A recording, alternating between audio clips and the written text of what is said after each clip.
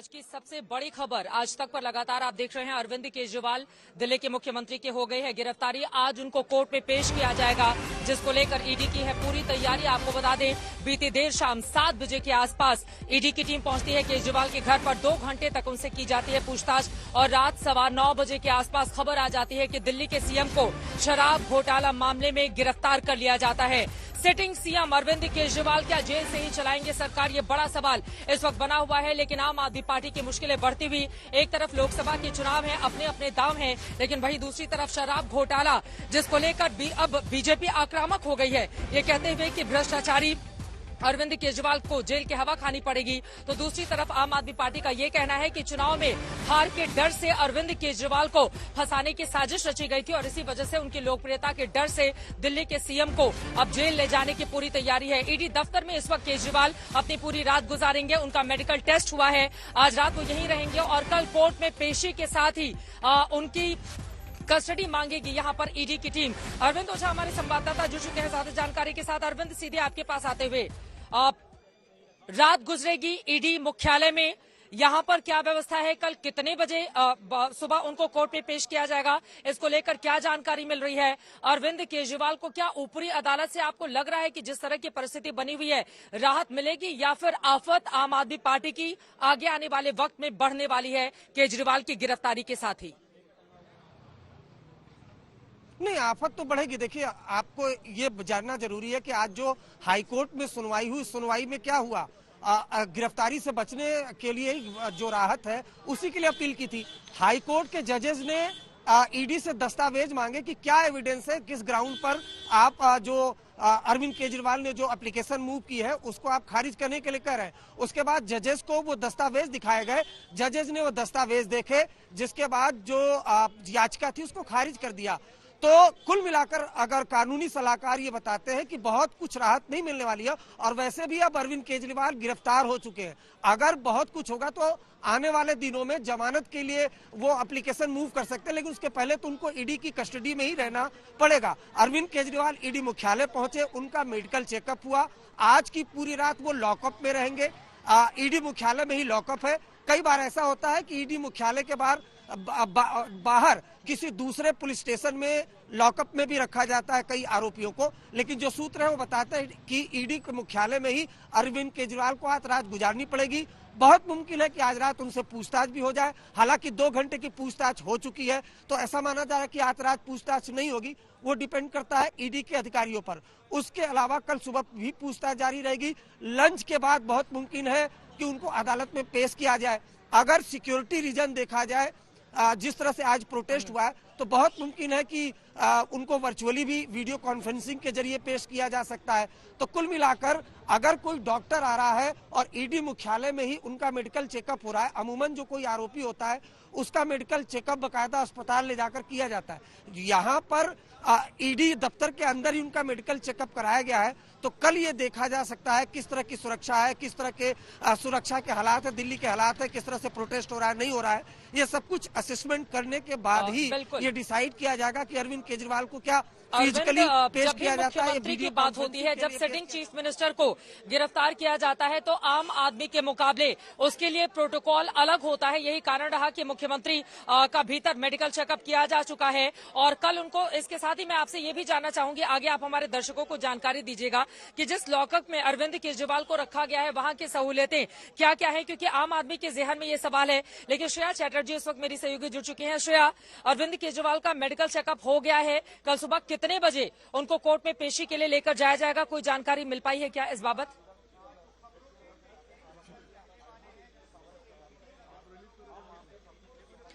देखिए, जो जानकारी फिलहाल मिल रही है, अरविंद केजरीवाल का फिलहाल जो मेडिकल चेकअप है वो ईडी दफ्तर के अंदर हो चुकी है। कल 11 बजे के बाद ही उनको पीएमएलए कोर्ट, जो राउज एवेन्यू कोर्ट है, वहां पे पेश किया जाएगा। लेकिन इस पे अभी भी क्लैरिटी नहीं है। इसका 2 रीजन है कि क्योंकि ये एक हाई प्रोफाइल अरेस्ट है, सिटिंग चीफ मिनिस्टर है, ये पॉसिबिलिटीज है कि कल, क्योंकि आम आदमी पार्टी ने खुद कहा है कि आप प्रोटेस्ट के लिए आए, तो सिक्योरिटी रीजन से इनको वीडियो कॉन्फ्रेंसिंग से भी शायद ईडी पेश करे, तो ये क्लैरिटी कल सुबह मिलेगी। लेकिन आज रात ईडी दफ्तर ही रहेंगे। हो सकता है कि इनकी पूछताछ भी जारी रहे, क्योंकि कई ऐसे डॉक्यूमेंट्स भी ईडी सर्चेस के दौरान उनके घर से बरामद किए हैं। इसके अलावा इलेक्ट्रॉनिक डिवाइसेस भी सीज किया है। तो कल उनको पेश करने से पहले ये पॉसिबल है कि एनफोर्समेंट डायरेक्टरेट कोशिश करेंगे इनसे पूछताछ करने की। अगर कोऑपरेशन ना मिले तो वो भी आधार बनाया जाएगा कि क्यों अरविंद केजरीवाल को रिमांड में लेना चाहती है एनफोर्समेंट डायरेक्टरेट। बिल्कुल, आप लोग हमारे साथ बने रहिए। आशुतोष जी पॉलिटिकल एनालिस्ट हमारे साथ जुड़े हुए हैं, शहजाद पुरावाला जी राष्ट्रीय प्रवक्ता भारतीय जनता पार्टी के हमारे साथ हैं। आशुतोष जी, पहले आपके पास आते हुए, क्योंकि पूरे मामले में दोनों ही तरफ से राजनीति हो रही है, लेकिन वो कौन कौन से सवाल हैं शराब घोटाला मामले में जिनका सामना अब मुख्यमंत्री को करना पड़ेगा? ईडी इसी वजह से ज्यादा दिनों की कस्टडी चाहेगी ताकि उनसे सवालों के जवाब लिए जा सके। शराब घोटाला मामले में ही 13 महीने से मनीष सिसोदिया जेल में बंद हैं, 6 महीने हो चुके हैं संजय सिंह को, जो कि राज्यसभा के सांसद हैं। ऐसी परिस्थिति में किन सवालों से सामना किया जा सकता है केजरीवाल का? देखिए, केजरीवाल के सामने इस वक्त सबसे बड़ी समस्या इस बात को लेकर ये होगी कि उनकी अनुपस्थिति में उनकी पार्टी को कौन चलाएगा, और उनकी अनुपस्थिति के अंदर क्या दिल्ली के अंदर उनकी सरकार चल पाएगी या नहीं चल पाएगी। क्योंकि जो तर्क वो ये दे रहे हैं कि वो जेल से सरकार चलाएंगे, बार बार आम आदमी पार्टी के तमाम नेता इस बारे में बार बार कह रहे हैं, वो मुझे बहुत टेनेबल लगता नहीं, और संवैधानिक तौर पर भी उसकी कोई संभावना मुझे दिखाई नहीं पड़ती है। क्योंकि कोई भी सरकार जो है वो जेल से चल ही नहीं सकती है, एक असंभव स्थिति है। इसका मतलब यह है कि अरविंद केजरीवाल ने यह तय कर रखा है कि उनके अनुपस्थिति में आम आदमी पार्टी में दिल्ली में कोई दूसरा मुख्यमंत्री नहीं बनेगा। या तो उनको इस बात का डर है कि अगर कोई दूसरा मुख्यमंत्री बना तो शायद जो है वो उनको रिप्लेस कर सके, क्योंकि राजनीति में कोई किसी के ऊपर भरोसा नहीं करता जब तक उनका बहुत ज्यादा विश्वास पात्र कोई ना हो। तो हो सकता है एक असुरक्षा भाव के अंदर हो। दूसरा, हो सकता है उनके दिमाग में ये बात हो कि अगर वो जेल जाते हैं और उनकी अनुपस्थिति में अगर दिल्ली की सरकार को बर्खास्त कर दिया जाता है, असेंबली को डिसॉल्व कर दिया जाता है, तो हो सकता है कि आम आदमी पार्टी को इसका फायदा, एक सहानुभूति की लहर उनके पक्ष में पैदा हो। बट क्या ऐसा होगा, मुझे इस बारे में थोड़ा सा संदेह है। लेकिन जहां तक पार्टी चलाने का प्रश्न है, मेरा अभी भी कहना है कि अरविंद केजरीवाल, मनीष सिसोदिया और संजय सिंह, इन तीनों लोगों की अनुपस्थिति में आम आदमी पार्टी को कोई एक आदमी संभाल पाएगा, उनकी रेस्पेक्टेबिलिटी होगी, काडर उनकी बात को मानेंगे, एमएलएज एमपी उनको सुनेंगे, मिनिस्टर्स उनको सुनेंगे, इसमें मुझे संदेह है। हाँ, अगर मनीष सिसोदिया और संजय सिंह अगर बाहर होते तो ये दो नेता ऐसे थे जो अरविंद केजरीवाल की अनुपस्थिति में भी पार्टी को चला सकते थे और उनकी एक्सेप्टेबिलिटी थी। अब यहाँ पे सवाल ये खड़ा होता है कि जो पंजाब के मुख्यमंत्री हैं भगवंत सिंह मान, वो उनकी भूमिका बहुत बड़ी हो जाती, क्योंकि न केवल मुख्यमंत्री भी हैं बल्कि पंजाब के पॉपुलर नेता भी हैं। तो मुझे फिलहाल पंजाब में तो कोई क्राइसिस दिखाई नहीं पड़ती आज की तारीख में। लेकिन हाँ, क्या भगवंत मान को दिल्ली यूनिट या बाकी की जो अलग राज्यों की यूनिट है वो उनको अपना नेता स्वीकार कर पाएगी, या वो इतना वक्त निकाल पाएंगे कि दिल्ली के क्राइसिस को हैंडल कर सके, ये देखने वाली बात होगी। महत्वपूर्ण बातें आपकी ओर से कही गई हैं कि क्या आप यहां पर इस्तीफा देंगे अरविंद केजरीवाल जेल जाने के बाद, या फिर उनको ऊपरी अदालत से राहत मिल जाएगी? क्योंकि इसके पहले जितने भी मुख्यमंत्रियों के खिलाफ अलग अलग मामलों में एक्शन हुआ है, सबसे पहले उन लोगों ने इस्तीफा दिया, उसके बाद जेल गए। लालू प्रसाद यादव से लेकर अगर हम देखें मौजूदा वक्त तक, हेमंत सोरेन का मामला रहा हो, बीच में जयललिता, उमा भारती, कई नामों का जिक्र किया जा सकता है, लेकिन पहले इस्तीफा दिया गया। लेकिन आम आदमी पार्टी की ओर से कहा जा रहा है कि केजरीवाल लोकप्रिय नेता हैं, उनको बड़ा मैंडेट मिला था और जेल से ही वो सरकार चलाएंगे। शहजाद पूनावाला जी, आपके पास आते हुए, ये बात भी सच है कि भ्रष्टाचार के मामले को लेकर आप लोग दूर तलक जाएंगे, लेकिन दूसरी तरफ ये है कि लोकसभा में अगर क्लीन स्वीप बीजेपी के लिए होता है तो विधानसभा में वही क्लीन स्वीप अरविंद केजरीवाल के लिए हो जाता है। वो लोकप्रिय चेहरा है, यकीनन इससे इंतजार नहीं किया मना नहीं किया जा सकता। तो फिर कैसे भ्रष्टाचार के दाग को लेकर आप लोग आगे बढ़ेंगे और जनता को ये विश्वास दिलाएंगे कि नहीं, शराब घोटाला का ही मामला है, इसमें बीजेपी की कोई भूमिका नहीं है उनको परेशान करने या उनकी लोकप्रियता से डरने में? मुझे लगता है इससे ज्यादा बेईमानी वाला तर्क मैंने कभी अपनी जिंदगी में नहीं सुना है। ये उनकी पॉपुलैरिटी के लिए नहीं, ये लीगैलिटी के लिए जेल में अंदर गए हैं। और मुझे बताइए, पॉपुलैरिटी के भी अगर तर्ज पर देखा जाए, 2014 में इनको नोटा से कम वोट, 2019 में नोटा से कम वोट, अभी हाल ही में विधानसभा चुनाव हुए, 204 सीट पर 204 सीटों पर डिपॉजिट जब्त करने का काम हुआ है। परंतु ये पॉपुलैरिटी नहीं, ये लीगैलिटी का मामला। और देखिए, मैं आशुतोष जी को बहुत सम्मान देता हूं, पर आशुतोष जी की प्राथमिकता क्या है? इनकी पार्टी कैसे चलेगी, इनकी सरकार कैसे चलेगी? अरे भाई साहब, ये सोचिए कि दिल्ली वासियों का क्या होगा। क्या दिल्ली वासियों ने इसलिए वोट किया था ताकि आप 2.5% कमीशन शराब घोटालेबाजों का 12% करें? क्या दिल्ली वासियों ने इसलिए वोट किया था कि आप पाठशाला खोले या मधुशाला खोले? 2-2 ठेके खोल दिए, मोहल्ला क्लिनिक 500 बनाने थे, वो कितने बने पता नहीं, वहां पर क्या किया वो पता नहीं, परंतु जिस प्रकार से शराब घोटालेबाजों के लिए प्राइवेट सेक्टर को होलसेल दे दिया, ब्लैकलिस्टेड कंपनी को आने दिया और फिर कोविड के कालखंड में करोड़ों रुपए उनको मुनाफा कमा कर दिया और उसका पैसा पंजाब और गुजरात के चुनाव में लगाया, और ये लोग कहते हैं कि हम कट्टर ईमानदार हैं। और कट्टर ईमानदार इस प्रकार से कि supreme court, high court, lower court एक साल तक उनको बेल नहीं दे रहा, और ये लोग आकर दूसरे लोगों को बातें करते हैं। बताइए, कोर्ट भी हमारे साथ मिला हुआ है इनकी लोकप्रियता घटाने के लिए, या कोर्ट इनकी लोकप्रियता से डर गया है, या आज हाई कोर्ट लोकप्रियता से घबरा गया अरविंद केजरीवाल के? ये क्या चल रहा है हमारे देश में कि भ्रष्टाचार पर कार्रवाई होती है, कोर्ट उस पर मुहर लगाती है, और यहां पर राजनीतिक विश्लेषक तथाकथित रूप से बैठकर कहते हैं कि इनकी पार्टी ऐसी चलेगी, इनकी पार्टी वैसी चलेगी। अरे मान्यवर, फिर तो ये तर्क आप लोग जब लालू प्रसाद यादव के लिए बोलते थे तब भी बोलते थे। आशुतोष जी, आप तो मूवमेंट का हिस्सा थे ना, तब लालू प्रसाद यादव के लिए इस प्रकार के तर्क कुतर्क दिया करते थे क्या? मुलायम सिंह यादव के लिए दिया करते थे, सोनिया गांधी के लिए दिया करते थे अरविंद केजरीवाल। आज ये किस प्रकार का यू टर्न हुआ है? मैं आज आशुतोष जी से केवल एक चीज पूछना चाहता हूँ, आशुतोष जी, आपने ये मूवमेंट क्यों छोड़ी? कुछ तो आपने देखा होगा ना इस आदमी के अंदर कि आपने भी ये मूवमेंट छोड़ी, वरना आप तो भले अच्छा भला उसमें चल रहे थे प्रवक्ता के रूप में, आप उस पार्टी में ही रहकर प्रवक्ता बनते उनके, आप बाहर क्यों आए? बताइए ना एक बार।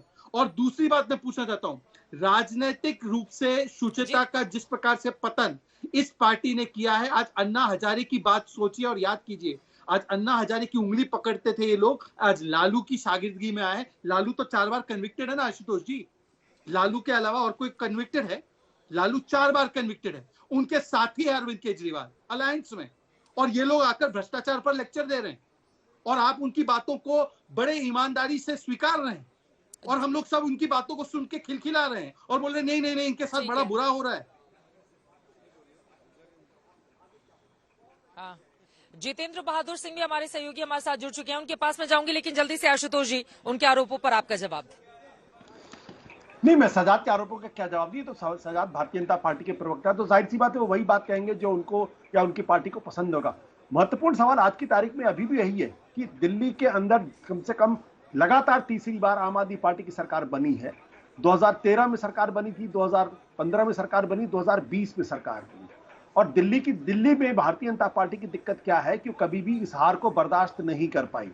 जब नरेंद्र मोदी की तूती बोला करती थी, जब वो भयानक तौर से लोकप्रिय थे, 2014 के चुनाव के फौरन बाद 6 महीने के अंदर चुनाव हुए थे और 70 में से 67 सीटें जीती थी, और भारतीय जनता पार्टी के पास इतने विधायक भी नहीं थे कि वो एक ऑटो में जा सके, सिर्फ 3 विधायक। आप सोचिए उस पार्टी का क्या हाल होगा दिल्ली शहर के अंदर। और 5 साल के बाद जब 12 विधानसभा के चुनाव होते हैं तब भी भारतीय जनता पार्टी सिर्फ 8 विधायक जीत पाती है।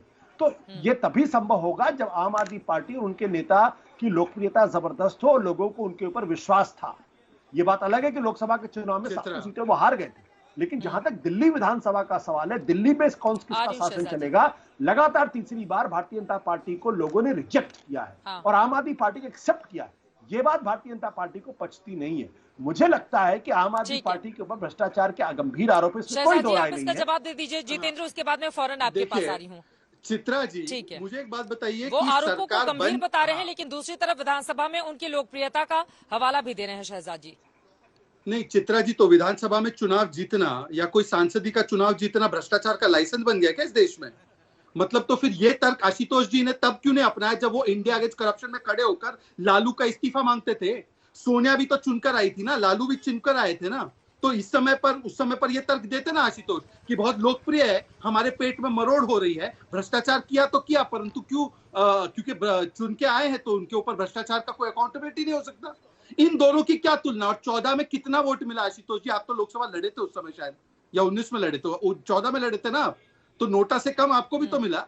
तो बताइए ना कौन जीता 14 में, 19 में कौन जीता? और फिर इस आधार पे आप किस आधार से मोदी जी के सरकार पर सवाल उठाते हैं? आप किस आधार से गुजरात के सरकार पर सवाल उठाते हैं? आप किस आधार से हमारी अन्य सरकारों पर सवाल उठाते हैं? देखिए, तर्क एक होना चाहिए, 2 तर्क नहीं हो सकते। मैं आज सवाल पूछ रहा हूं कि 2.5% कमीशन 12% कैसे हुई? धवन कमेटी रिपोर्ट ने मना किया था। होलसेल प्राइवेट सेक्टर को देकर मोनोपोली किसने क्रिएट की? ये धवन कमेटी की रिपोर्ट ने मना किया था। ब्लैक लिस्टेड कंपनी पे शो कॉज जारी करके उस पर कार्रवाई किसने नहीं की? ये बताइए, इसका जवाब स्पेसिफिक दीजिए। और सुप्रीम कोर्ट ने 338 करोड़ का मनी ट्रेल बताया, क्या वो अरविंद केजरीवाल की लोकप्रियता से डरी है क्या? क्या हाईकोर्ट लोकप्रियता से डरकर उनको बोल रही है कि जाकर समन ठीक के है। सामने पेश हो? आरोप यहाँ पर बहुत गंभीर हैं। जितेंद्र, अब सीधे आपका रुख करते हुए, लगातार आप ईडी ऑफिस से रिपोर्टिंग कर रहे थे। अरविंद केजरीवाल को जिस जगह पर, जिस कमरे में लॉकअप में रखा गया है, जरा उसके बारे में जानकारी दीजिए। क्या वो सुबह अपने परिवार वालों से मुलाकात कर सकते हैं? आगे की क्या कार्रवाई करने वाली है ईडी की टीम? इसको लेकर क्या बड़ी जानकारी, क्योंकि बहुत सारे ईडी अधिकारियों को हमने वापस जाते भी गाड़ियों में देखा है, तो किस तरह की जानकारी हमारे दर्शकों को देना चाहेंगे? जहां रात गुजरेगी जिस लॉकअप में, उसके बारे में क्या डिटेल में बताएंगे जितेंद्र आप? देखिए चित्रा, अभी तक का जो अपडेट ये है कि अरविंद केजरीवाल ईडी मुख्यालय यहां पर आ चुके हैं। वो लॉकअप में हैं। उनसे अब पूछताछ नहीं की जाएगी। और अब से थोड़ी देर पहले आरएमएल डॉक्टरों की एक टीम यहां पर पहुंची थी। उन्होंने उनका मेडिकल किया है। मेडिकल चेकअप के आधार पर जो जानकारी मिल रही है, उनका मेडिकल जो है वो काफी फिट पाया गया है। किसी भी तरीके की कोई दिक्कत नहीं है, इस तरीके की जानकारी मिल रही है। कल के लिए जो ईडी की टीम है वो पूरी तैयारी कर रही है। उन्होंने पहले ही एक मीटिंग, उच्च स्तरीय बैठक यहां पर कर ली है ईडी के अधिकारियों की तरफ से, और जो उनके लीगल एक्सपर्ट हैं उनके द्वारा पूरी तैयारी की गई है। कल ईडी की जो टीम है वो करीब 11 से 12 बजे के आसपास जो है अरविंद केजरीवाल को राउज एवेन्यू कोर्ट में लेकर के जाएगी, जहां पर उनको जज के सामने पेश किया जाएगा, जहां से ईडी की टीम जो है वो रिमांड लेना चाहेगी। सबसे बड़ी बात यह है कि रिमांड इसलिए ईडी लेगी क्योंकि जब वो पूछताछ करने के लिए गए थे अरविंद केजरीवाल से उनके घर पर, तो जो सूत्र बताते हैं कि अरविंद केजरीवाल कई सवालों का जवाब सीधे तरीके से नहीं दे रहे थे। इसलिए ईडी ये चाहती है कि उनको रिमांड पर लेकर के उनसे पूछताछ किया जाए, और जो दूसरे एक्यूज्ड इस पूरे मामले के हैं उनको आमने सामने बैठा करके भी पूछताछ किया जाए। इस तरीके की जानकारी मिल रही है। तो कल का दिन जो है वो काफी अहम है अरविंद केजरीवाल के लिए, क्योंकि बहुत सारे इलेक्ट्रॉनिक एविडेंस भी मैं आपको जो ईडी रोकना चाहूंगी जितेंद्र, मैं फौरन लौटूंगी आपके पास। आम आदमी पार्टी प्रेस कॉन्फ्रेंस कर रही है इस वक्त, सीधे रुक करते हैं। उस लोकतंत्र ने इस देश में जनता को अपने प्रतिनिधि को चुनने का अधिकार दिया, लेकिन जिस तरह से आज अदालत के अंदर मामला विचाराधीन होने के बावजूद आनन फानन में रात के अंधेरे में देश के प्रधानमंत्री माननीय नरेंद्र मोदी जी ने, भारतीय जनता पार्टी की सरकार ने एजेंसियों को भेज करके देश की राजधानी के चुने हुए प्रचंड बहुमत के मुख्यमंत्री को सरेआम गिरफ्तार किया है, वो आज देश के लिए एक कलंक है। लोकतंत्र की आज सरेआम हत्या हुई है और देश के अंदर इस बात का ऐलान हुआ है कि अब इस देश के अंदर भारतीय जनता पार्टी और उसकी सरकार के खिलाफ अगर कोई बोलने की जुर्रत करेगा तो उसे किसी भी कीमत पर बख्शा नहीं जाएगा, उसे गिरफ्तार किया जाएगा। लेकिन यह शुरुआत हुई है। आज भारतीय जनता पार्टी ने लोकतंत्र की हत्या करके इस देश के अंदर दिल्ली के करोड़ों लोगों का अपमान किया है। आज अरविंद केजरीवाल अकेले गिरफ्तार नहीं हुए। अरविंद केजरीवाल की गिरफ्तारी दिल्ली के 2 करोड़ लोगों की गिरफ्तारी है। अरविंद केजरीवाल की गिरफ्तारी इस देश के अंदर जो करोड़ों करोड़ों लोग इस बात का सपना सजोए बैठे हैं कि हमारा देश दुनिया का सबसे बड़ा लोकतंत्र है, इस देश के संविधान से मोहब्बत करने वालों को गिरफ्तार किया गया है। इस देश के अंदर लोकतंत्र से मोहब्बत करने वालों को गिरफ्तार किया गया है। इस देश के अंदर उस नई राजनीति की उम्मीद जो जनता के लिए काम करेगी उसको गिरफ्तार किया गया है। लेकिन भारतीय जनता पार्टी अगर ये सोचती है कि अरविंद केजरीवाल को गिरफ्तार करके आम आदमी पार्टी को हम खत्म कर देंगे, अरविंद केजरीवाल को गिरफ्तार करके आम आदमी पार्टी को नेस्तनाबूद कर देंगे, अरविंद केजरीवाल को गिरफ्तार करके पूरे विपक्ष को हम डरा देंगे, अरविंद केजरीवाल को गिरफ्तार करके इस देश के अंदर हम हुकूमत कायम कर देंगे, वो गलतफहमी में है। इस देश का हर वो व्यक्ति जो संविधान से मोहब्बत करता है, लोकतंत्र से मोहब्बत करता है, दिल्ली के लोग जो अरविंद केजरीवाल से दिल से मोहब्बत करते हैं, आज लड़ाई की शुरुआत हुई है। इस लड़ाई को आगे पूरा देश मिलकर के लड़ेगा और इसके लिए आज अभी हमने आम आदमी पार्टी के सभी शीर्ष नेतृत्व के साथ बैठक की है। हमने निर्णय लिया है कल 10 बजे भारतीय जनता पार्टी के मुख्यालय पर हम इसके खिलाफ प्रोटेस्ट शुरू करेंगे और ये प्रोटेस्ट जो है पूरे देश के अंदर ये प्रोटेस्ट जाएगा। इस लड़ाई को हम एक एक कदम करके पूरे देश में लड़ेंगे। मैं संदीप पाठक जी से चाहूंगा कि वो इस पूरे राष्ट्रीय प्रोटेस्ट के लिए अपनी बात रखें।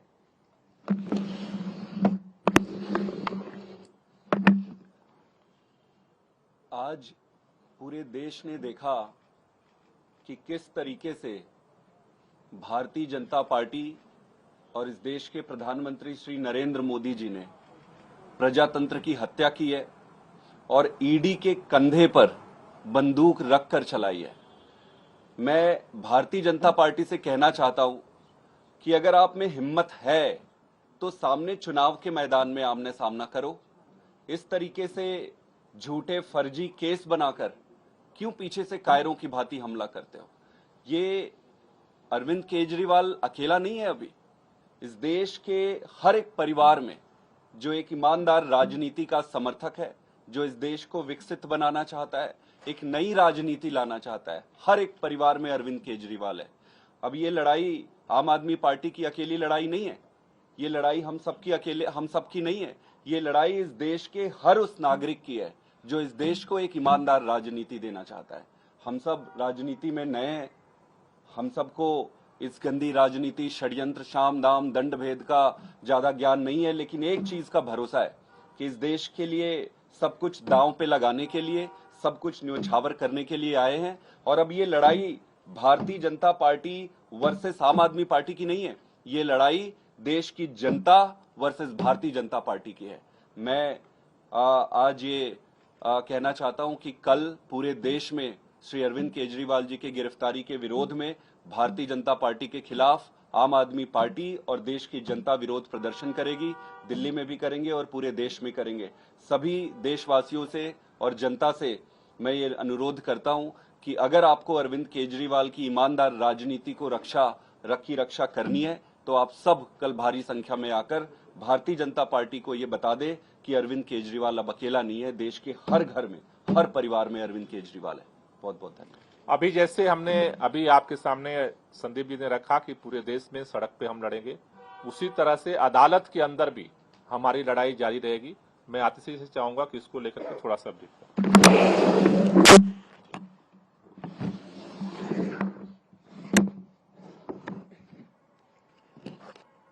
आज हम सब ने देखा कि किस तरह से लोकतंत्र की हत्या करने का प्रयास हुआ है। लोकसभा की चुनाव के घोषणा के बाद अरविंद केजरीवाल, जो दिल्ली के एक लोकप्रिय मुख्यमंत्री हैं, विपक्ष के एक प्रमुख नेता हैं, उनको फर्जी आरोप में गिरफ्तार कर लिया गया है। 2 साल से ये जांच चल रही है, लेकिन 2 साल की जांच में एक पैसा भी ना सीबीआई को मिला है, ना ईडी को मिला है। लेकिन जैसे ही चुनाव की घोषणा होती है तो अरविंद केजरीवाल जी को गिरफ्तार कर लिया जाता है। क्यों?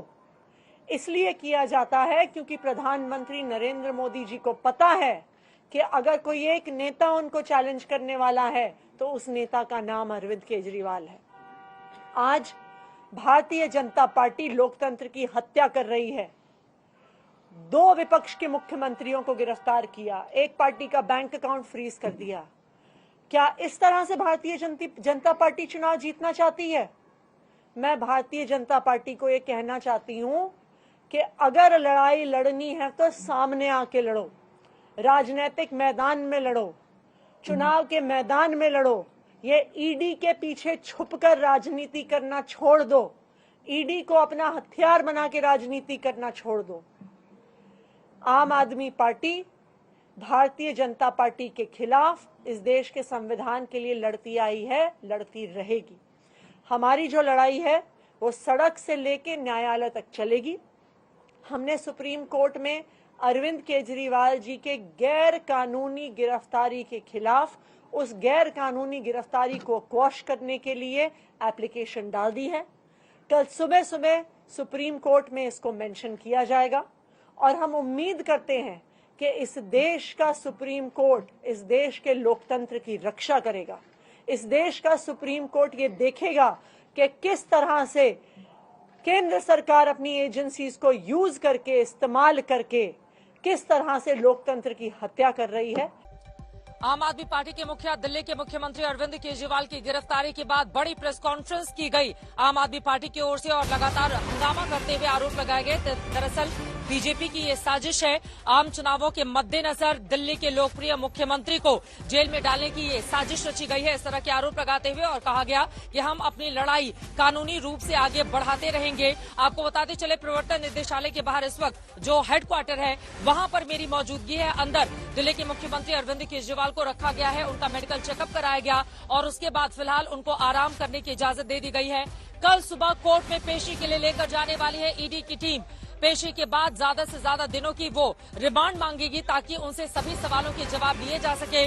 शराब घोटाला मामले में 100 करोड़ के घोटाले का आरोप है। इस पूरे मामले में पहले ही पूर्व डिप्टी सीएम राजधानी दिल्ली के मनीष सिसोदिया 13 महीने से जेल में है। 6 महीने से आम आदमी पार्टी के सांसद संजय सिंह जेल में हैं। ऐसे में अरविंद केजरीवाल की भी मुश्किलें आगे बढ़ती हुई। गोपाल राय ने प्रेस कॉन्फ्रेंस में आम आदमी पार्टी की ओर से अरविंद केजरीवाल को लेकर क्या कहा और बीजेपी पर क्या आरोप लगाए, उनके बयान सुनते हैं।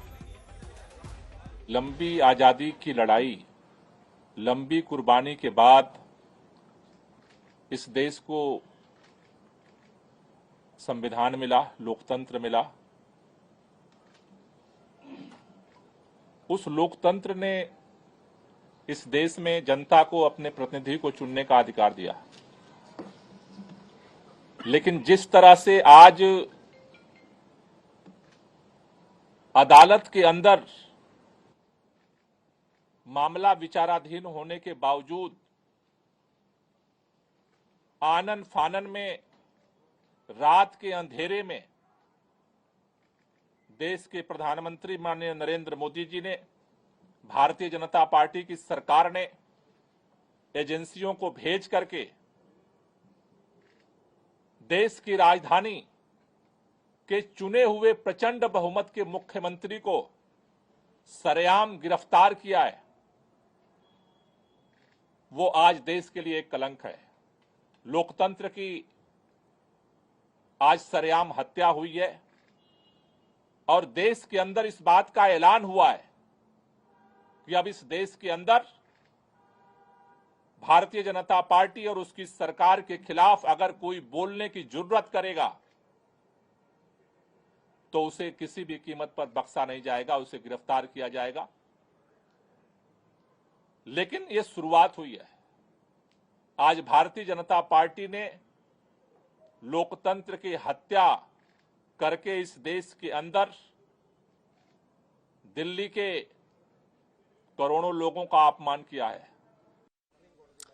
बीजेपी के ऊपर लोकतंत्र की हत्या के आरोप लगाते हुए गोपाल राय, बाकी तमाम नेताओं को भी आपने सुना। आम आदमी पार्टी बीजेपी के ऊपर हमलावर है। अरविंद ओझा हमारे संवाददाता जुड़ चुके हैं। अरविंद, हमने देखा कल किस तरह से दिल्ली हाईकोर्ट से झटका लगा जब राहत देने से कोर्ट ने इनकार कर दिया। रात में गिरफ्तारी हुई, आज उनकी कोर्ट में पेशी होगी। यहां पर कोर्ट का दरवाजा भले ही आम आदमी पार्टी की ओर से खटखटाया गया हो, ऊपरी अदालत का, लेकिन पूरे मामले में जिस तरह की गिरफ्तारियां हुई हैं या कड़ियां जुड़ी हैं, आपको लग रहा है कि आगे राहत मिलने वाली है अरविंद केजरीवाल की या फिर मुश्किलें और बढ़ेंगी? अरविंद, नहीं, मुश्किलें बढ़ेंगी। देखिए, आपको ये समझना होगा कि सुप्रीम कोर्ट जो आम आदमी पार्टी गई है, जिस तरह से अरविंद केजरीवाल की गिरफ्तारी हुई है, लेकिन जो कोर्ट की प्रोसीडिंग है चित्रा, उसको हम प्रिडिक्ट तो नहीं कर सकते। लेकिन कानून के जो जानकार हैं वो ये मानते हैं कि अब चूंकि ईडी ने गिरफ्तार कर लिया है तो अब वो आगे अपना जो एक्शन है वो जारी रखेगी। सुप्रीम कोर्ट क्या ऐसा तो नहीं कर सकता कि जो गिरफ्तारी है उसी को गलत ठहरा दे, ऐसा होने वाला नहीं है। तो सीधे सीधे अब अरविंद केजरीवाल गिरफ्तार हैं, आज की रात लॉकअप में कटेगी, कल उनको कोर्ट में पेश किया जाएगा। ईडी रिमांड की मांग करेगी। बकायदा रिमांड एप्लीकेशन में वो ग्राउंड दिए जाएंगे कि किस किस आधार पर, किस किस चीजों पर उनसे पूछताछ की। और जाहिर सी बात है, बहुत मुमकिन है कि ईडी ये भी कहे कि अरविंद केजरीवाल पूछताछ में सहयोग नहीं कर रहे थे, चूंकि उनके खिलाफ हमारे पास काफी सबूत थे। वो सबूत हाई कोर्ट में भी कुछ हद तक दिखाया गया, हाई कोर्ट के जजेस को, जिसको जजेस ने देखा और उसके बाद तब जाकर जो अरविंद केजरीवाल की याचिका थी वो खारिज कर दी। उसके अलावा अगर ये बात करें तो ईडी और अरविंद केजरीवाल के बीच तकरीबन 5 महीने से यह आंख मिचौली का खेल चल रहा है। नवंबर में पहला सम्मन भेजा गया था अरविंद केजरीवाल को, वो पेश नहीं हुए। उसके बाद सिलसिलेवार तरीके से तकरीबन 9 सम्मन भेजे गए। उन सम्मन को अरविंद केजरीवाल ने इलीगल ठहराया, वो राउज एवेन्यू कोर्ट में गए।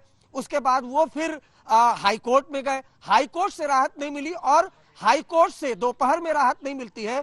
तकरीबन 4 घंटे बाद शाम को ईडी की 6 से 7 सदस्यीय टीम वो अरविंद केजरीवाल के घर पहुंचती है। 2 घंटे की पूछताछ होती है, घर में तलाशी अभियान चलाया जाता है, कुछ मोबाइल फोन, इलेक्ट्रॉनिक डिवाइस वो सीज किए जाते हैं, दस्तावेज सीज किए जाते हैं। उसके बाद ईडी के अधिकारी अरविंद केजरीवाल को बताते हैं कि हम आपको गिरफ्तार कर रहे हैं।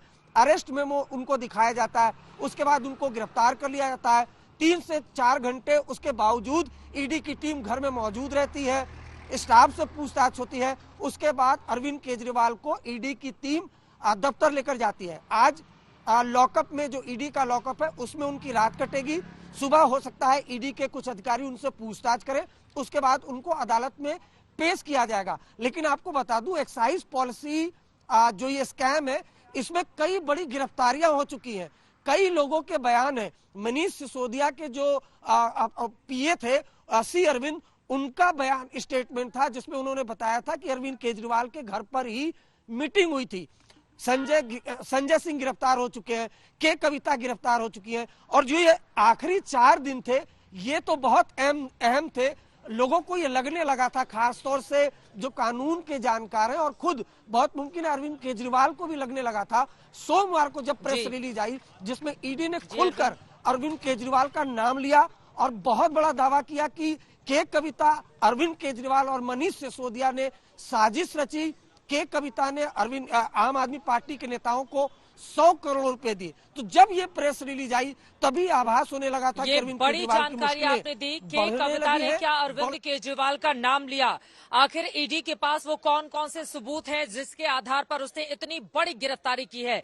दिल्ली के मुख्यमंत्री की गिरफ्तारी किस तरह से हुई? शाम को 7 बजे जब कल ईडी की टीम अरविंद केजरीवाल के घर पहुंची तो उसके पास सर्च वारंट था और इसी के साथ 10वां समन भी, जिसके आधार पर पूछताछ शुरू हुई। 2 घंटे के भीतर दिल्ली के मुख्यमंत्री की गिरफ्तारी कर ली जाती है, लेकिन बहुत सारे ऐसे सवाल हैं जिनके जवाब तलाशना अभी बाकी है। इसी वजह से आज जब कोर्ट पे पेश किया जाएगा अरविंद केजरीवाल को, तो ईडी की कोशिश होगी ज्यादा से ज्यादा दिनों की उसको रिमांड मिले।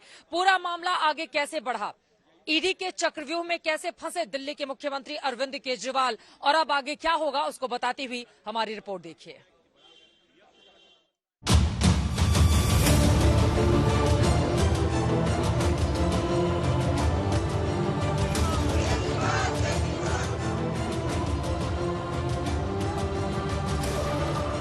तारीख 21 मार्च 2024, वक्त रात के 11 बजे, जगह नई दिल्ली।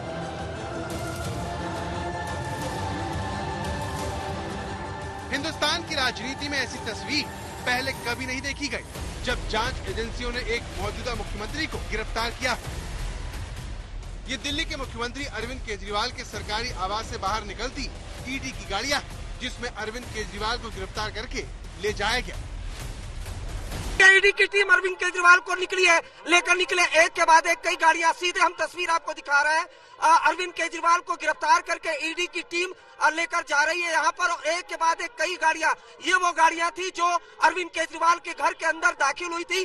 अब अगर ये देखिए, भारी भरकम पुलिस की बल भी है, बकायदा पुलिस की ये जो गाड़ी है ये एस्कॉर्ट करके लेके जा रही है। और एक गाड़ी जिसमें ईडी के ऑफिसर अरविंद केजरीवाल को लेकर बैठे हुए थे। तो अब अरविंद केजरीवाल को गिरफ्तार करके ईडी की टीम ईडी दफ्तर के लिए रवाना हो चुकी है।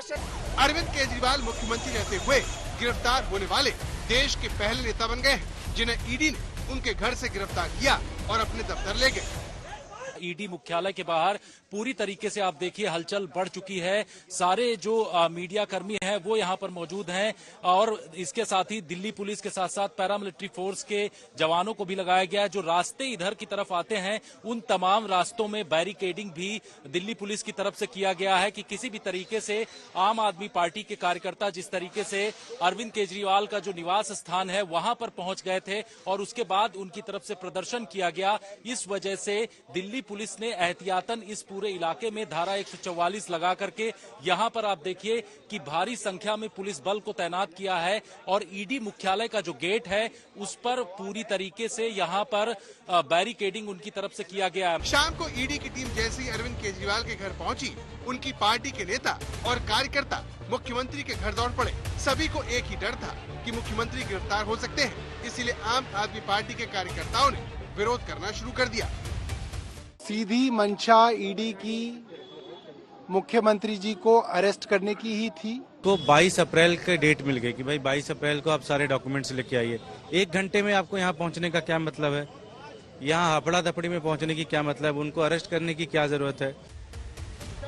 शाम 7 बजे ईडी की टीम अरविंद केजरीवाल के घर पहुंची। रात 8 बजे के करीब केजरीवाल के घर के बाहर सुरक्षा इंतजाम बढ़ा दिए गए। रात 9:14 पर अरविंद केजरीवाल को गिरफ्तार कर लिया गया और इसके ठीक 2 घंटे बाद ईडी उन्हें लेकर चली गई। रात 11 बजे अरविंद केजरीवाल को लेकर ईडी उन्हें लेकर निकलती है और करीब आधे घंटे बाद वो ईडी के दफ्तर में उसकी गाड़ी में बैठे हुए दिखते हैं और करीब आधे घंटे बाद ईडी दफ्तर में उसकी गाड़ी घुसते हुए दिखती है। इस दौरान अरविंद केजरीवाल गाड़ी में बैठे नजर आते हैं। इस तरह सिर्फ 4 घंटे में ईडी की टीम ने अरविंद केजरीवाल से पूछताछ की, घर की तलाशी ली और उन्हें गिरफ्तार करने का ऐलान कर दिया। सीधी मंशा ईडी की मुख्यमंत्री जी को अरेस्ट करने की ही थी। कोई पूछताछ नहीं थी, कोई प्रश्न नहीं था। सब कोर्ट के अंदर नाटक किया जा रहा था। मुख्यमंत्री जी के घर की पूरी तलाशी इस छापे में ली गई। सिर्फ 70,000 रुपए नकद मिले जो कि ईडी वापस लौटा के चली गई। मुख्यमंत्री जी का मोबाइल लिया गया। अंत में सच्चाई की जीत हुई है और अरविंद केजरीवाल गिरफ्तार हुए हैं। मैं दिल्ली के लोगों को आज ये बताना चाहता हूं, ये जीत आपकी है, ये करप्शन का अंत है। ये भारतीय जनता पार्टी और मोदी जी की कमिटमेंट है कि ना खाने खाऊंगा ना खाने दूंगा और खाने देने वालों को जेल में छोड़ के आऊंगा। अरविंद केजरीवाल से पहले ईडी ने झारखंड के पूर्व मुख्यमंत्री हेमंत सोरेन को गिरफ्तार किया। हालांकि हेमंत सोरेन ने ईडी की हिरासत में राजभवन जाकर इस्तीफा दिया था, लेकिन चुनावों के ऐलान के बाद अरविंद केजरीवाल की गिरफ्तारी ने देश की सियासत में बड़ा भूचाल ला दिया। अत्याचार और खेलेंगे विक्टिमहुड कार्ड पर। ये विक्टिमहुड कार्ड नहीं चलने वाला है। आम आदमी पार्टी और अरविंद केजरीवाल चाहे जितने विक्टिमहुड कार्ड खेल ले, उनको जवाब तो देना होगा कि कैसे बदल गया इंसान। जो अन्ना हजारे की उंगली पकड़ के कहते थे कि पहले इस्तीफा होगा फिर जांच होगी और हम नेताओं को जेल भेजेंगे, आज जब उनके जांच में शामिल होने की बारी आई, जब उनके ऊपर कार्रवाई हो रही है और कोर्ट राहत नहीं दे रही है, तो कह रहे हैं कि जेल से हम सरकार चलाएंगे और जांच में शामिल नहीं हो पाएंगे। ये लोकतंत्र की हत्या है और इस देश के अंदर तानाशाही की घोषणा है। अगर अरविंद केजरीवाल को गिरफ्तार किया जा सकता है तो इस देश के अंदर हर बच्चे को गिरफ्तार किया जा सकता है, उसकी आवाज को दबाया जा सकता है। इसलिए साथियों, आज से लड़ाई शुरू हुई है। अरविंद केजरीवाल एक व्यक्ति नहीं, अरविंद केजरीवाल एक विचार है। देश के अंदर जब से इंडिया गठबंधन बना है, भाजपा को ये लगता है 400 पार नहीं 40 पर भाजपा सिमटने जा रही है देश के अंदर। ईडी के 9 समन मिलने के बाद केजरीवाल लगातार अपनी गिरफ्तारी का डर बता रहे थे, इसीलिए उन्होंने दिल्ली हाई कोर्ट तक का दरवाजा खटखटाया। लेकिन ईडी के सबूत देखने के बाद कोर्ट ने उन्हें राहत नहीं दी। एक वक्त था जब केजरीवाल राजनेताओं को अपने निशाने पर रखते थे, भ्रष्टाचार का आरोप लगाकर विपक्षी नेताओं से इस्तीफा मांगते थे। लेकिन अब अरविंद केजरीवाल खुद भ्रष्टाचार के मामले में गिरफ्तार हो चुके हैं। आज तक ब्यूरो। दिल्ली के मुख्यमंत्री अरविंद केजरीवाल की गिरफ्तारी के बाद विपक्षी एकजुटता का मौका मिल गया। यही कारण रहा कि आम आदमी पार्टी के कंधे से कंधा मिलाकर कांग्रेस पार्टी के नेता और कार्यकर्ता भी अखाड़े में कूद गए। बीजेपी को निशाने पर लिया गया और ये कहा गया कि लोकसभा चुनावों में डर की वजह से इस तरह के एक्शन को अंजाम दे रही है बीजेपी, जबकि भारतीय जनता पार्टी की ओर से आरोप लगाए जा रहे हैं कि जो भ्रष्टाचार करेगा उसको जेल तो जाना पड़ेगा। दोनों ही तरफ से आरोप प्रत्यारोप का दौर किस तरह से चला है, अब उसको बताती हुई हमारी अगली रिपोर्ट। बीजेपी मुर्दाबाद, मुर्दाबाद, मुर्दाबाद। अरविंद भाई संघर्ष करो, आम आदमी पार्टी। आम आदमी पार्टी ने जिस कांग्रेस की जमीन हिलाकर दिल्ली में अपनी जमीन तैयार की थी, आज वो कांग्रेस आम आदमी पार्टी की मुश्किल वक्त में कंधे से कंधा मिलाकर खड़ी। कांग्रेस की समस्या आम आदमी पार्टी की हो गई है और आम आदमी पार्टी की परेशानी कांग्रेस की। शायद इसी को सियासत कहते हैं। इस प्रकार से दिल्ली के मुख्यमंत्री अरविंद केजरीवाल जी को गिरफ्तार करना सिर्फ एक चीज दिखाता है कि प्रधानमंत्री नरेंद्र मोदी जी अरविंद केजरीवाल जी से डरते हैं। वो लोकतंत्र को खत्म करना चाहते हैं। वो एक एक करके सभी विपक्ष के नेताओं को जेल में डालना चाहते हैं। ये क्या तरीका है? ये चुनाव जीतने का, लड़ने का, जीतने का क्या तरीका है? इस देश में क्या लोकतंत्र बचेगा? चुनाव शुरू हो गए हैं तो निश्चित रूप से लोकतंत्र के लिए एजेंसीज का मिसयूज जो है वो शर्मनाक है और इन बातों की वजह से हम और मजबूती के साथ चुनाव लड़ेंगे और आप पार्टी हमारी गठबंधन की पार्टनर है। हम मजबूती के साथ उनके साथ खड़े हैं और उनके साथ मिलकर चुनाव लड़ेंगे। अरविंद केजरीवाल के घर में ईडी के छापे की खबर फैलते ही मुख्यमंत्री आवास के बाहर पार्टी के कार्यकर्ता जमा होने लगे थे। संघर्ष करो। माहौल गरमाने लगा तो दिल्ली पुलिस ने हिरासत में भी लेना शुरू कर दिया। केजरीवाल की गिरफ्तारी की खबर आई तो विपक्ष ने मोर्चा खोल दिया। राहुल गांधी ने एक्स पर लिखा, डरा हुआ तानाशाह एक मरा हुआ लोकतंत्र बनाना चाहता है। मीडिया समेत सभी संस्थाओं पर कब्जा, पार्टियों को तोड़ना, कंपनियों से हफ्ता वसूली, मुख्य विपक्षी दल का अकाउंट फ्रीज करना भी आसुरी शक्ति के लिए कम था। तो अब चुने हुए मुख्यमंत्रियों की गिरफ्तारी भी आम बात हो गई है। इंडिया इसका मुंहतोड़ जवाब देगा। लोग जानते हैं ये क्यों हो रहा है। जांच से थोड़ा ही कोई डरता है, सब जांच को का स्वागत करते हैं, लेकिन गिरफ्तारी एक मुख्यमंत्री की, वो कोई भाग थोड़ी रहे, गिरफ्तारी की क्या जरूरत है? तो ये लोग भी समझते हैं। मुझे लगता है इसका खामियाजा भारतीय जनता पार्टी को भुगतना पड़ेगा।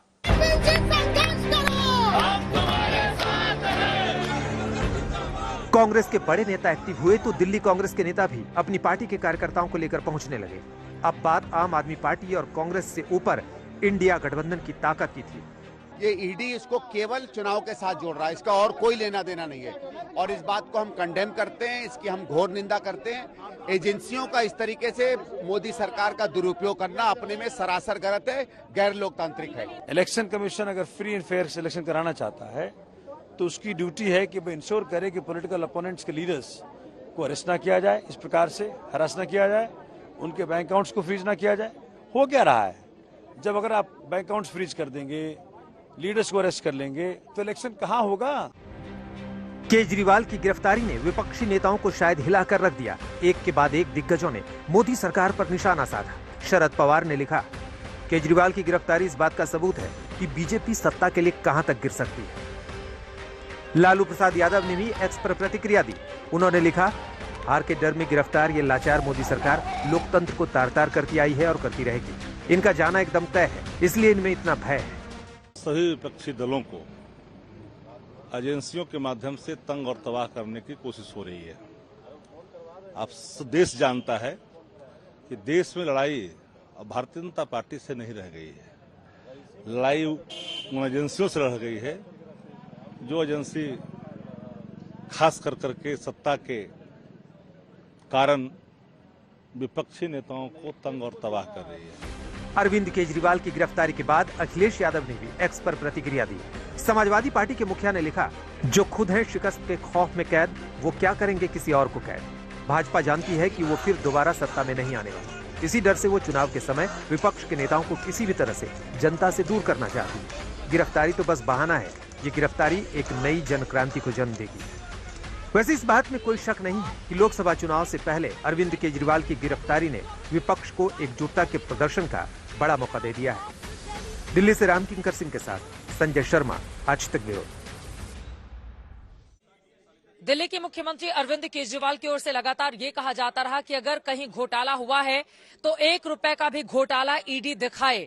उनकी ओर से बार बार ये कहा जाता रहा कि दरअसल आम आदमी पार्टी कट्टर ईमानदार पार्टी है, बीजेपी ये बर्दाश्त नहीं कर पा रही, इस वजह से भ्रष्टाचार के आरोप लगाए जा रहे हैं। लेकिन 9 बार समन देने के बाद भी जब अरविंद केजरीवाल ईडी के सामने पेश नहीं हुए तो 10वां समन लेकर ईडी के अधिकारी खुद ही उनके घर पर पहुंचे, पूछताछ की और उसके बाद गिरफ्तारी कर ली। इस पूरे मामले को लेकर ईडी के पास वो कौन कौन से सबूत हैं जिससे दिल्ली के मुख्यमंत्री की मुश्किलें बढ़ा दी हैं, अब उसको बताती हुई अगली रिपोर्ट।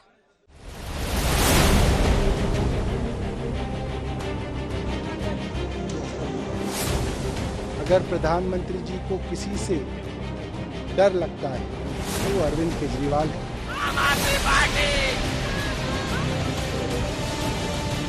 ये साफ दिखाता है कि एक राजनीतिक साजिश है।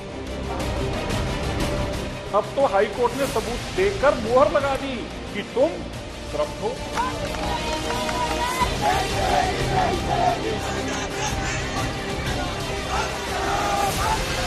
ईडी को पीछे छोड़ के किसी भी तरीके से अरविंद केजरीवाल जी को लोकसभा चुनाव से बाहर रखने की मंशा है।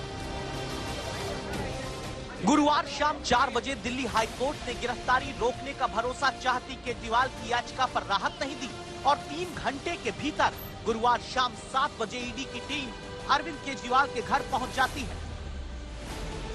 ईडी के 6 से 8 अधिकारी केजरीवाल के घर पहुंचते हैं। दिल्ली पुलिस में डीसीपी नॉर्थ के साथ पुलिस बल पहुंचता है। कुछ ही देर में आरएफ की टीम भी केजरीवाल के घर के बाहर नजर आती है। सवाल उठता आखिर केजरीवाल पर वो आरोप क्या है जिसकी वजह से ईडी की टीम दिल्ली के मुख्यमंत्री के घर तक पहुंची। सवाल उठता है कि आखिर केजरीवाल पर वो आरोप क्या है जिसकी वजह से ईडी की टीम दिल्ली के मुख्यमंत्री को गिरफ्तार कर लेती है। शराब घोटाला, पिछले 2 साल से ये शब्द आपने कई बार सुना होगा।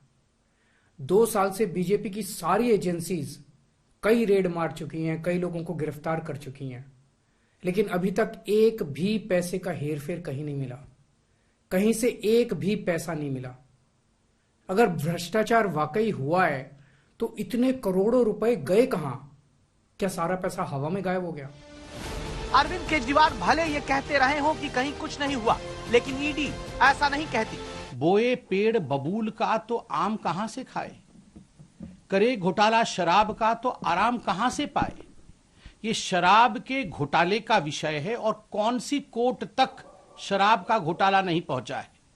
कौन सी ऐसी एजेंसी है जिस एजेंसी ने इस घोटाले की जांच नहीं की है, और कौन सा ऐसा दिल्ली वासी है, कौन सा ऐसा हिंदुस्तानी है जो इस विषय के तथ्य से, इस विषय के फैक्ट्स से अनभिज्ञ है। हर व्यक्ति जानता है कि प्रश्न कोई आज से पूछा नहीं जा रहा है। विगत 3 वर्षों से अरविंद केजरीवाल जी से आम आदमी पार्टी से सवाल पूछे जा रहे हैं। अरविंद केजरीवाल का अरेस्ट भारतीय जनता पार्टी की और प्रधानमंत्री नरेंद्र मोदी जी की एक राजनीतिक साजिश है। प्रधानमंत्री नरेंद्र मोदी जी को अगर किसी एक नेता से डर लगता है तो वो नेता अरविंद केजरीवाल है। 2 साल में जब से इस केस का इन्वेस्टिगेशन चल रहा है, 2 साल में 1 रुपए की भी रिकवरी ना ईडी ना सीबीआई कर पाई है।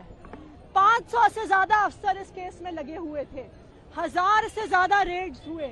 आम आदमी पार्टी के नेताओं के घर, मंत्रियों के घर, उनके ऑफिसेज में हर जगह रेड हुई, लेकिन उसके बावजूद 1 रुपया आज तक नहीं मिला है। दरअसल शराब घोटाले को लेकर पहला आरोप ईडी के मुताबिक यही है कि अरविंद केजरीवाल ने शराब घोटाले के एक आरोपी से फोन पर बात की और कहा, विजय नायर मेरा आदमी है, ट्रस्ट करो। ईडी के मुताबिक दूसरा आरोप है, नई शराब नीति के तहत आंध्र प्रदेश के एक सांसद से मुलाकात करके उन्हें केजरीवाल ने व्यापार करने का न्योता दिया। सांसद से जुड़े लोगों ने कारोबार किया भी। तीसरा आरोप है, नई शराब नीति कैसी बने, इस मीटिंग में सिसोदिया और अधिकारी केजरीवाल के सामने मौजूद थे। केजरीवाल को नई शराब नीति में हुए बदलाव की जानकारी थी। चौथा आरोप के कविता, केजरीवाल और मनीष सिसोदिया समेत आम आदमी पार्टी के नेताओं ने एक साथ बैठक करके फायदा पहुंचाने वाली साजिश रची। भ्रष्टाचार करेंगे और आप जवाब नहीं देंगे और कार्रवाई में भाग नहीं लेंगे, ये तो नहीं चलेगा ना। और ये नैतिकता की बात करते हैं राजनीति में, तो एक कानून की प्रक्रिया है जो भ्रष्टाचार के खिलाफ उचित कार्रवाई के दृष्टिकोण से हो रही है, जिसमें उनको न्यायालय से भी कोई राहत नहीं मिली। तो ऐसी परिस्थिति में ये सारी बातें जो कही जा रही हैं, हम इतना ही कहना चाहेंगे, कानून को अपना काम करने दिया जाए। जो कुछ भी देश में हो रहा है उससे एक बात तो सिद्ध हो रहा है कि देश का लोकतंत्र खतरे में है, देश का संविधान खतरे में है।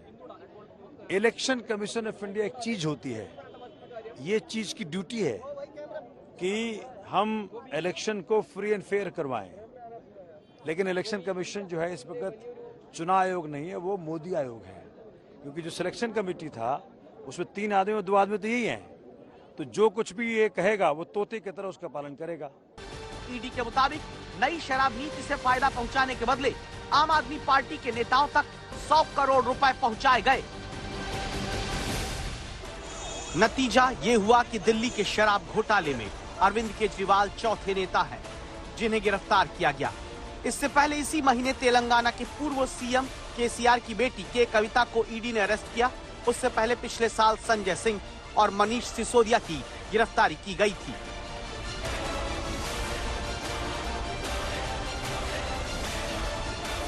अरविंद केजरीवाल की गिरफ्तारी के बाद सियासी जगत से प्रतिक्रियाएं भी सामने आई हैं। अब आपको वो सुनाते हैं।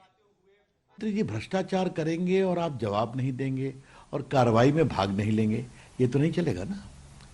और ये नैतिकता की बात करते हैं राजनीति में, तो एक कानून की प्रक्रिया है जो भ्रष्टाचार के खिलाफ उचित कार्रवाई के दृष्टिकोण से हो रही है, जिसमें उनको न्यायालय से भी कोई राहत नहीं मिली।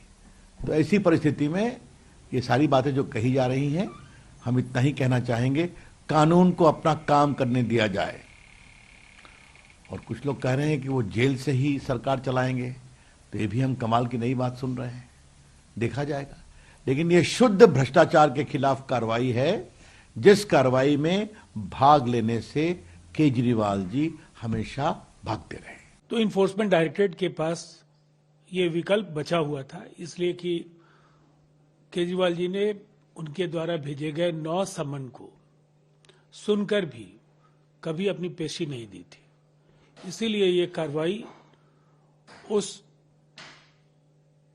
दिशा में उठाया गया एक बड़ा कदम है और मुझे लगता है इससे जांच के दौरान बहुत सारे तथ्य और भी उभर करके आ सकते हैं। ये जो समय चुना है अरेस्ट करने का, आप इसको सिर्फ एक अरेस्ट से मत देखिए कि कैसे कांग्रेस के खाते सील कर दिए गए, उससे पहले हेमंत सोरेन जी को गिरफ्तार किया। ये सब चीजें देखनी पड़ेंगी आपको सिर्फ ये समझने के लिए कि इंडिया गठबंधन को कैसे कमजोर करें, ये षड्यंत्र रचा जा रहा है भाजपा द्वारा। लोग समझते हैं, लोग जानते हैं ये क्यों हो रहा है। जांच से थोड़ा कोई डरता है, सब जांच का स्वागत करते हैं, लेकिन गिरफ्तारी एक मुख्यमंत्री की, वो कोई भाग थोड़ी रहे, गिरफ्तारी की क्या जरूरत है। तो ये लोग भी समझते हैं। मुझे लगता है इसका खामियाजा भारतीय जनता पार्टी को भुगतना पड़ेगा।